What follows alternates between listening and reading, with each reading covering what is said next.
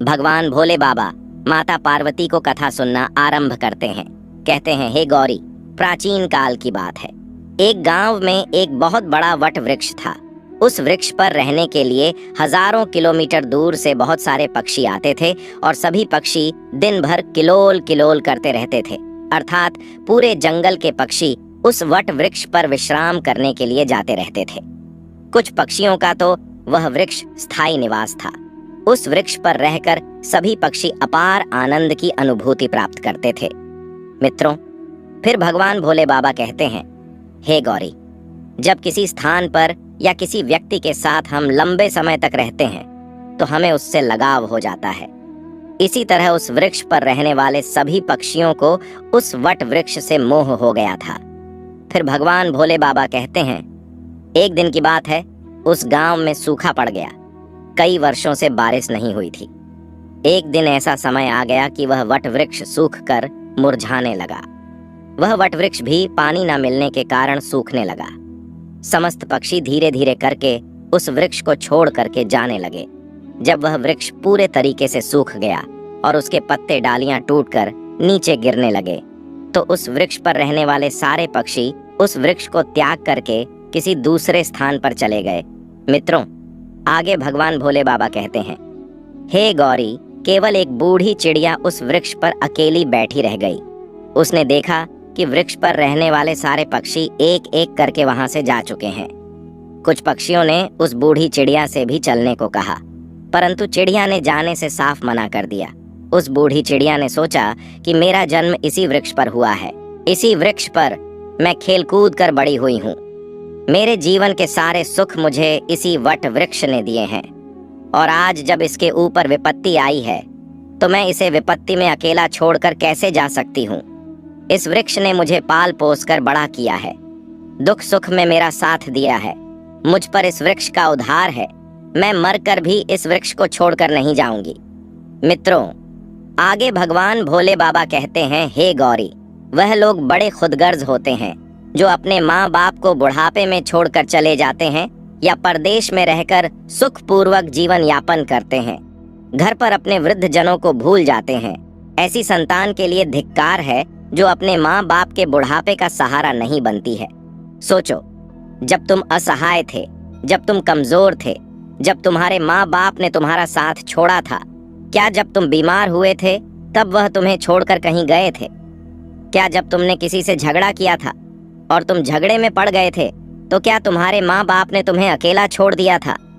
जब तुम्हारे माँ बाप के मन में किसी अच्छी चीज को खाने की इच्छा उत्पन्न हुई थी तब उन्होंने वह चीज तुम्हें छोड़कर कभी अकेले नहीं खाई थी। क्या आज वह बूढ़े हो गए हैं तो तुम्हें उनसे घृणा होने लगी है? तुम्हारे लिए उन्होंने इतना किया, तुम उनके लिए इतना भी नहीं कर सकते हो कि उनके बुढ़ापे की लाठी बन जाओ। फिर आगे भगवान भोले बाबा कहते हैं, हे गौरी, उस बूढ़ी चिड़िया ने मरते दम तक उस वृक्ष का साथ न छोड़ने की कसम खा ली। कुछ दिन और बीते तो वह वृक्ष बिल्कुल जर्जर हो गया। अब दीमक भी उसे खाने लगी, लेकिन चिड़िया उसे छोड़कर नहीं गई। दिन में थोड़ा इधर उधर घूम घाम कर अपना भोजन जुटा लेती थी और शाम होने पर उसी सूखे हुए वृक्ष पर आकर बैठ जाती थी। इसी तरह से कई महीने बीत गए। दोस्तों, आगे भगवान भोले बाबा कहते हैं, हे गौरी, जो पक्षी उस वृक्ष को छोड़कर दूसरे स्थान पर चले गए थे, उन्होंने सोचा कि चिड़िया दादी अभी भी उसी सूखे वृक्ष पर बैठी रहती हैं, क्यों ना हम सब मिलकर उनके पास चले और उन्हें समझा बुझाकर अपने पास बुला लाएं। यही सोचकर कुछ पक्षी बूढ़ी चिड़िया के पास गए और उनसे अपने साथ चलने का आग्रह किया। कहने लगे, हे पक्षी दादी, तुम कहाँ इस सूखे वृक्ष पर बैठी रहती हो? इस वृक्ष का जीवन खत्म हो चुका है। मरे के साथ में मरना कहाँ की समझदारी है। यह वृक्ष बिल्कुल जर्जर हो गया है। दीमक इसे रात दिन खा रही है। किसी दिन हवा के तेज झोंके से यह गिर जाएगा। फिर तुम कहाँ जाओगी मित्रों? फिर आगे उसे बुद्धि चिड़िया से वह सभी चिड़ियां रहती हैं। हे दादी, विद्वान लोग कहते हैं कि शत्रु, कर्जा, अग्नि, बीमारी, इन चारों को समय रहते दबा देना चाहिए। जो इनसे अपना समाधान नहीं करता है वह बेमौत मारा जाता है। ठीक इसी प्रकार तुम्हें भी इस वृक्ष को छोड़कर किसी खुशहाल स्थान पर अपना निवास बना लेना चाहिए। आगे भगवान भोले बाबा माता पार्वती से कहते हैं, हे गौरी, समस्त पक्षियों के समझाने पर भी बूढ़ी चिड़िया उस वृक्ष को छोड़ने के लिए तैयार नहीं हुई। कहने लगी, भाइयों, यह वृक्ष मेरे माँ बाप के समान है। मेरे माता पिता मुझे जन्म देकर इसी वृक्ष पर मुझे छोड़कर चले गए थे। उनके जाने के बाद मैं इसी वृक्ष पर खेल कूद कर मैं बड़ी हुई हूँ। जीवन के सारे सुख मैंने इसी वृक्ष पर पाए हैं। बचपन से लेकर बुढ़ापे तक का सफर मैंने इसी वृक्ष पर व्यतीत किया है। अब इस मुश्किल घड़ी में मैं इसका साथ छोड़कर कैसे चली जाऊं? यह मेरी सबसे बड़ी खुदगर्जी होगी, क्योंकि कहते हैं भक्त सेवक और शरणागत। जो यह कहता हो कि मैं आपका ही हूँ, तो इन लोगों को संकट पड़ने पर भी नहीं छोड़ना चाहिए। जो इन्हें संकट पड़ने पर छोड़कर जाता है, उसे बहुत बड़ा पाप लगता है। और जिसने अपना पालन पोषण किया हो, दुख में साथ न छोड़ा हो, जो ऐसे माता पिता को छोड़ता है, तो वह जघन्य अपराध का भागी होता है। उन संतानों को कभी मनुष्य की योनि में जन्म नहीं मिलता। चिड़िया ने कहा, मैं अपनी मृत्यु तक इसी वृक्ष पर रहूंगी। आप लोग जाइए यहाँ से, मैं यहाँ से नहीं जाना चाहती हूँ मित्रों। भगवान भोले बाबा माता गौरी से कहते हैं, हे गौरी। उस चिड़िया की बात सुनकर सारे पक्षी निराश हो जाते हैं और वहां से सभी लौटकर वापस चले जाते हैं। कुछ कुछ पक्षी तो कहने लगते हैं कि भाई, इस बूढ़ी चिड़िया की बुद्धि भी साथी आ गई है, इसीलिए उसे हमारा समझाना अच्छा नहीं लगता है। अगले दिन कुछ पक्षी फिर उसे समझाने के लिए आए, लेकिन चिड़िया ने जाने से फिर मना कर दिया। मित्रों, भगवान भोले बाबा आगे कहते हैं, हे गौरी, इस बार सारे पक्षी लौटकर अपने घर नहीं गए। वह सभी पक्षी सीधे इंद्र देवता के पास पहुंचे और उन्हें सारी बात बता दी कि हे भगवान, हम जिस वन में रहते हैं वहां कई वर्षों से पानी नहीं बरसा है। पूरा गांव पानी से वंचित है। सारे पेड़ पौधे सूख चुके हैं। उस गांव के सभी लोग तथा जीव जंतु गांव तथा उस वृक्ष को छोड़कर दूसरे स्थान पर चले गए हैं। पर दुख की बात यह है कि जिस बट के पेड़ पर हम लोग रहते थे, उसी वृक्ष पर एक बूढ़ चिड़िया भी रहती थी। हम लोग तो चले गए, पर वह चिड़िया अभी भी उसी वट वृक्ष पर बैठी हुई है। वह उस वट वृक्ष को छोड़कर कहीं नहीं जाना चाहती। वृक्ष सूख कर जर्जर हो चुका है, वह कभी भी गिर सकता है। हम लोग उन्हें समझाने गए थे, पर वह फिर भी उस वृक्ष को छोड़ने के लिए तैयार नहीं हुई। वह कह रही थी कि मरते दम तक मैं इस वृक्ष का साथ नहीं छोड़ूंगी। इसीलिए हे भगवान, आप स्वयं चलकर उन्हें समझा दीजिए, शायद वह आपका कहना मान जाए। दोस्तों, फिर भगवान भोले बाबा कहते हैं, हे गौरी। उन पक्षियों के निवेदन को इंद्रदेव ने स्वीकार कर लिया और इंद्रदेव उन पक्षियों के साथ उस गांव में जाकर उस बूढ़ी चिड़िया को समझाने लगते हैं। इंद्रदेव कहते हैं, हे चिड़िया रानी, मैं इंद्रदेव तुम्हें समझाने आया हूँ। यह वृक्ष बहुत ही ज्यादा जर्जर स्थिति में पहुंच गया है।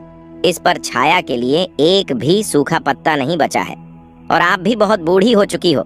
किसी दिन यह वृक्ष गिर गया तो आपकी मृत्यु हो सकती है। इसलिए इस वृक्ष को छोड़कर किसी सुरक्षित स्थान पर चली जाइए। दोस्तों, आगे भोले बाबा कहते हैं, हे गौरी। इंद्र की बात सुनकर चिड़िया कहने लगी, हे भगवान, एक बात बताओ। जब मेरा जन्म हुआ था तो मेरे माता पिता मुझे इसी वृक्ष पर छोड़कर स्वर्ग सिद्धार गए थे। मैं जब असहाय थी तो मुझे इसी वृक्ष ने पाल पोस कर बड़ा किया। मैं इसी पर खेली कूदी हूँ। इसी पर रहकर मैंने सारे सुख उठाए हैं। इसी वृक्ष पर रहते रहते मैं बूढ़ी हो गई। मेरा पूरा जीवन इसी वृक्ष की छाव में बीता है। आज जब इस वृक्ष पर विपत्ति आ गई तो मैं इसे छोड़कर कैसे चली जाऊं? अक्सर लोग यही करते हैं कि विपत्ति आने पर या गरीबी में अपने रिश्तेदार, भाई, बंधु, सगे संबंधी छोड़कर चले जाते हैं। मैं उन मतलबी लोगों की तरह नहीं हूँ। मैं मरते दम तक, आखिरी सांस तक अपने माता पिता के तुल्य इस वृक्ष का साथ निभाऊंगी।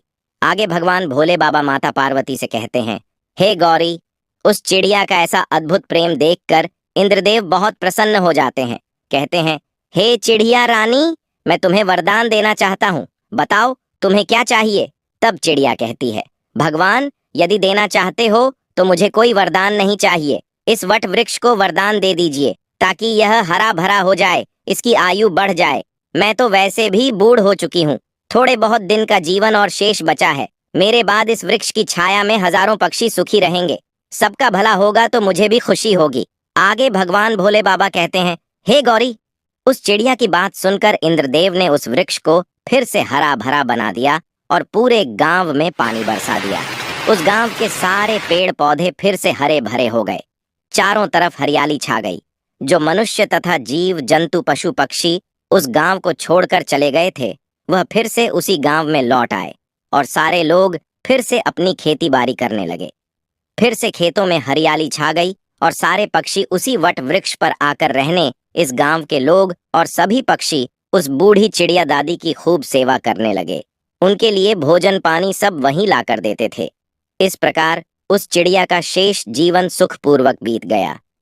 मित्रों, आगे भगवान भोले बाबा कहते हैं, हे गौरी, इस कथा से मनुष्य को यह सीख लेनी चाहिए कि अपनों का बुरे वक्त में कभी साथ नहीं छोड़ना चाहिए। खास करके जिसने आपको जन्म दिया है, उस माँ का और पालन पोषण करने वाले उस पिता का जो आपके जीवन दाता है। आपको पाल पोस कर बड़ा करने में उन्होंने बहुत तकलीफ उठाई है। उनके बुढ़ापे में अगर आप सहारा नहीं बन पाए तो आपका यह जीवन किसी काम का नहीं होगा।